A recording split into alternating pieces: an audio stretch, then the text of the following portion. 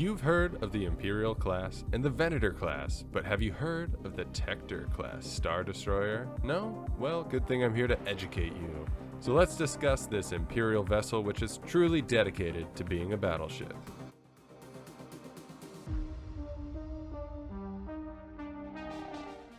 As with all these legendary Star Destroyers, the Tector-class was manufactured by Kuat Drive Yards, being designed and produced during the era of the Clone Wars, alongside other similar models like the Imperator-class. Now, you might be thinking the Tector looks exactly like an Imperial class, but you'd be wrong.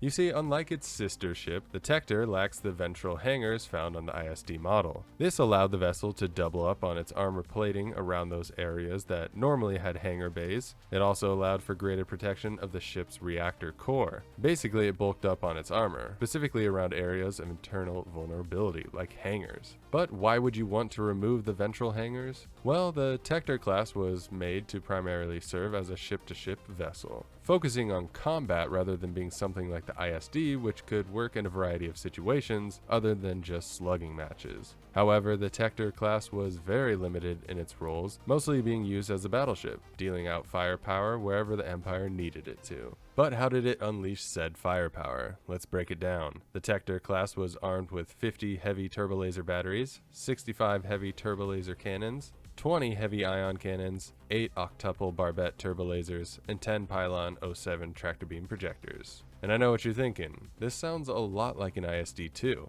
And if you watched my last video, then you know all about the weapons configurations between the two classes of Imperial Star Destroyer. And if you were paying close attention during the beginning of this video, you'll remember when the Tector class Star Destroyer was developed.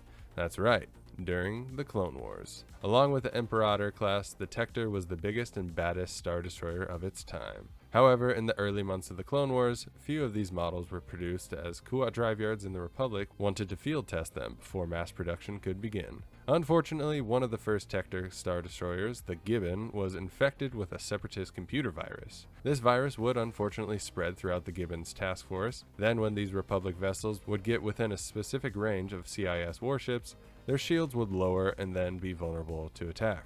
This virus and the fact that it spread from a Tector-class Star Destroyer forced a delay in production. However, eventually with the fall of the Republic and the rise of the Galactic Empire, the Tector class along with the Imperator class supplanted the less powerful Venator class. Tector-class Star Destroyers would serve for decades under the banner of the Empire, but would need additional support from vessels like the Quasar-class carrier or larger fleet carriers such as the Impeller class. The Tector-class Star Destroyer is a powerful warship to be sure. With its increased firepower and added armor around its reactor core, it makes for a truly devastating vessel. But there's a reason models such as the Imperial Class 1 and 2 replace the Tector. It could be challenging to effectively bring peace and justice to your galaxy with such a limited vessel.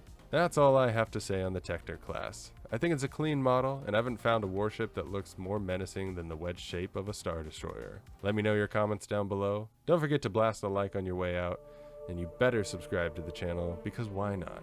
Anyways, have an amazing day or night, and may the Force be with you.